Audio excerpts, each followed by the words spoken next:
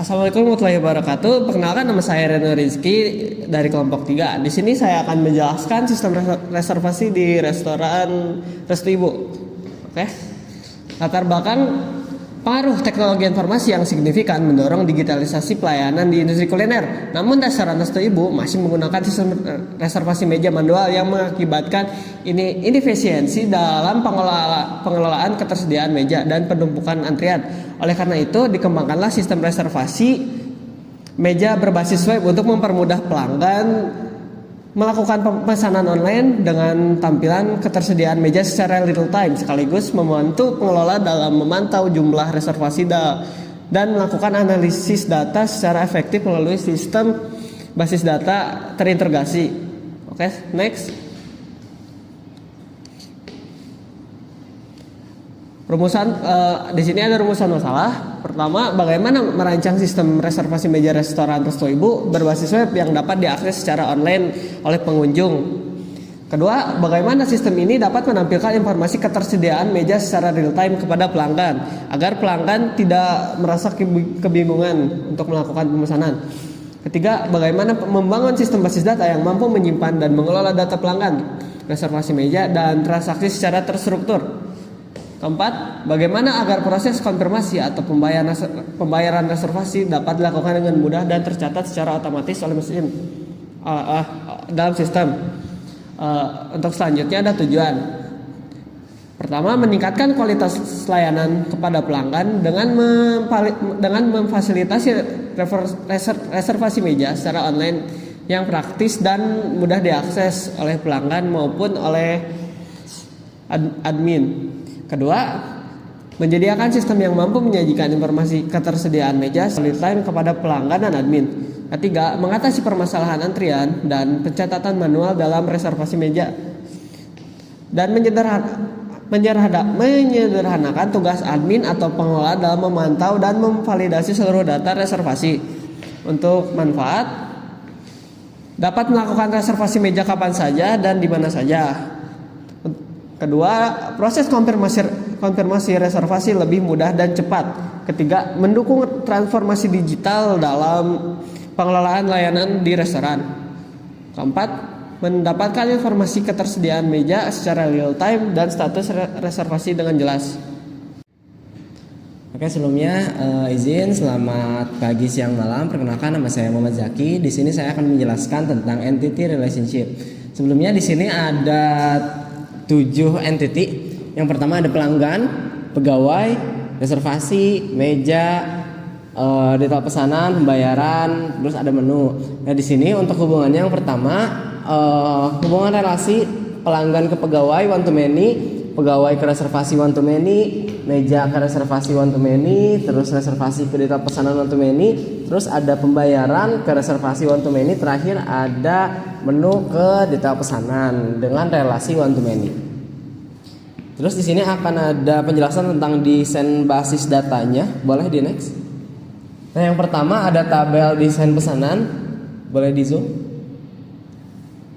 Nah, di sini ada yang pertama ID detail dengan primary key dengan tipenya integer dengan value 11. Yang kedua ada ID reservasi foreign key dengan tipenya integer dengan value-nya 11.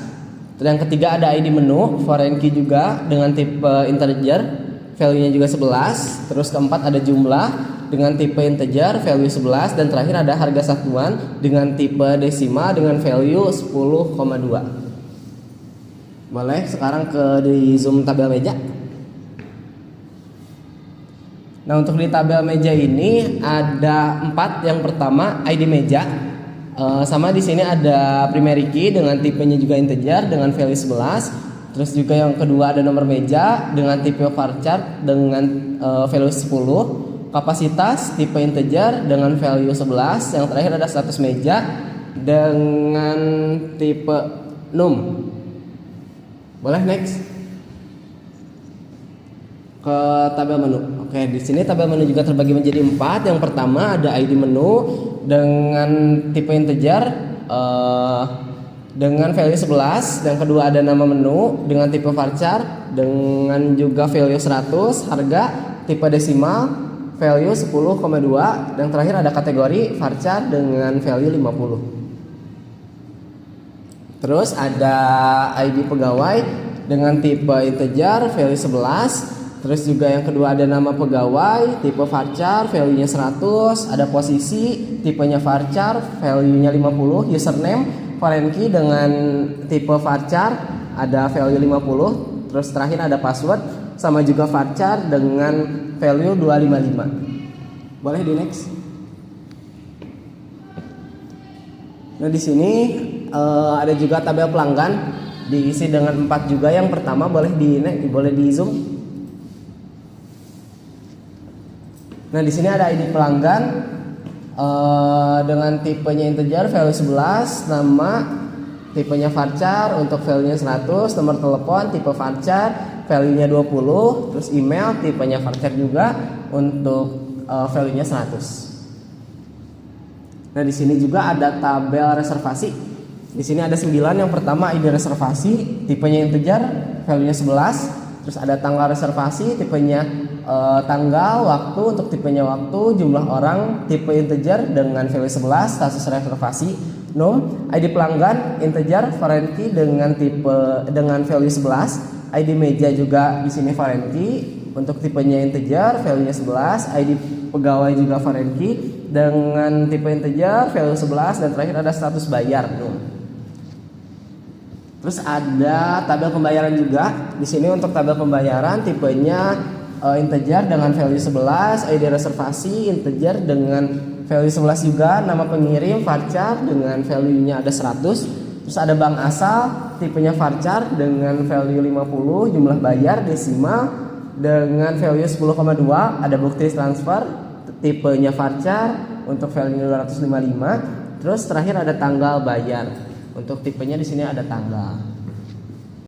Oke, perkenalkan nama saya Ridho Darmawan. Saya dari kelompok 3. Di sini saya akan menjelaskan terkait desain antarmuka dan pengguna. Boleh di next. Oke, di sini ada halaman reservasi dan order menu. Nah, di sini si pembeli itu bakalan ditujukan kepada pengisian data diri seperti nama, nomor telepon, dan email. Nah, di sini juga ada detail booking nih yang berisi tanggal pemesanan dan waktu pemesanan dan untuk jumlah orangnya berapa. Nah, untuk selesai itu si pemesan itu ditujukan kepada menu pemesanan makanan yang terdiri dari makanan somai dan telur dadar. Nah, oke, next. Selesai pemesanan seperti itu, di sini si pelanggan ditujukan kepada menu pembayaran yang di sini tuh ada metode pembayaran QRIS seperti itu. Boleh di next. Nah, di sini juga si pelanggan akan ditujukan ke halaman verifikasi pesanan yang berisi bukti terkirimnya untuk si ke adminnya itu. Sebenarnya izin perkenalkan, nama saya Nabil Rafael. Di sini saya akan menjelaskan laman admin atau petugas. Next. Jadi yang pertama itu ada halaman login admin. Jadi sebelum staff masuk untuk melihat list-list dari reservasi, si admin tersebut itu harus login terlebih dahulu, di mana si admin harus mengisi username dan passwordnya. Next. Nah, setelah menginput menginput username dan passwordnya, bisa dilihat ini ada dashboard operasional, di mana yang pertama itu ada dashboard untuk menunggu konfirmasi. Jadi ini adalah list-list dari meja yang belum dikonfirmasi pembayarannya oleh si adminnya. Jadi di sebelah sini itu ada bukti bayar. Jadi ketika si pemesan mengirim mengirim bukti bayarannya, jadi ada opsi untuk melihat nih si pelanggan itu sudah membayar atau belum. Jika sudah, admin bisa menerima si reservasinya. Next. Nah, yang kedua ada laman untuk meja yang bawah, meja yang sedang aktif atau meja yang sedang dipakai. Nah, ini di sini ada waktunya itu, waktu reservasinya, ada waktu reservasi, ada nomor mejanya, ada nama pelanggannya, ada nomor pelanggannya. Lalu ini ada list menu-menu yang dipesan oleh si pelanggannya. Lalu si admin bisa klik tombol ini untuk menunjukkan bahwa meja ini sudah selesai dipakai oleh pelanggan. Lalu next. Lalu yang terakhir ada halaman riwayat pelanggan yang sudah melakukan reservasi. Jadi ini adalah list-list dari meja yang sudah pernah dipakai atau yang sudah terpakai lah gitu, yang kosong. Jadi misalnya di sini ada tanggalnya, tanggal berapa, meja nomor berapa, lalu ada nama pelanggannya, lalu ada totalnya, dan statusnya itu selesai atau belum, gitu. Baik, di sini ada sedikit demo untuk website pemesanan reservasi, di mana yang pertama itu untuk pelanggan. Nah, di sini pelanggan itu akan mengisi data diri, contohnya namanya Zaki. Lalu mengisi nomor teleponnya, lalu emailnya. Nah, setelah mengisi data diri, pelanggan itu bisa memilih mau tanggal berapa reservasi mejanya. Misalkan tanggal 25 bulan 12 tahun 2025, dan waktunya contohnya jam 20.48. Oke, dengan jumlah orang itu 5 orang. Nah, setelah itu si pelanggan bisa memilih nih mana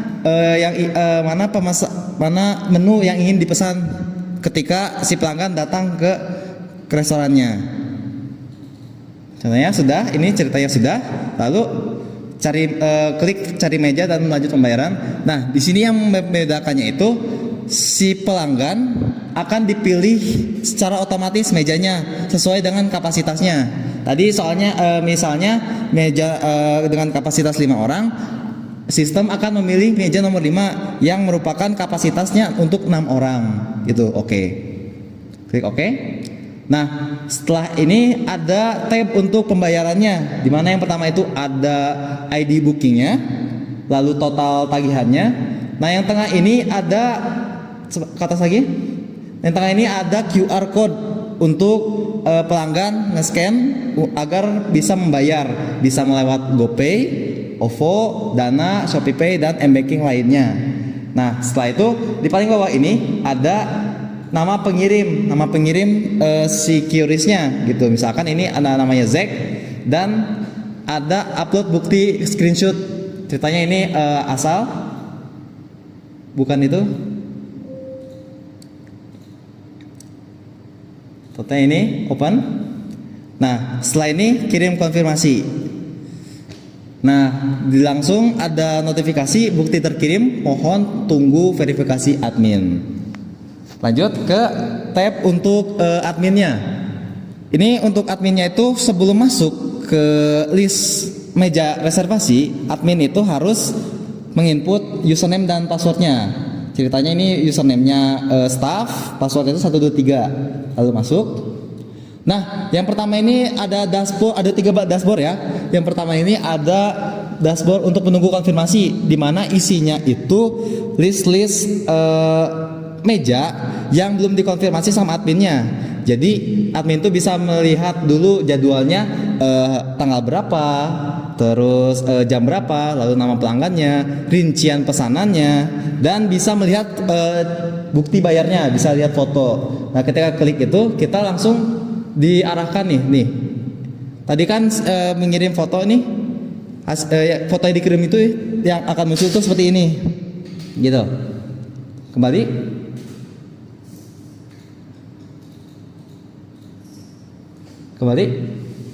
Nah, aksinya itu bisa kita terima gitu. Kalau misalkan semuanya sudah memenuhi, bisa kita terima, bisa diklik terima.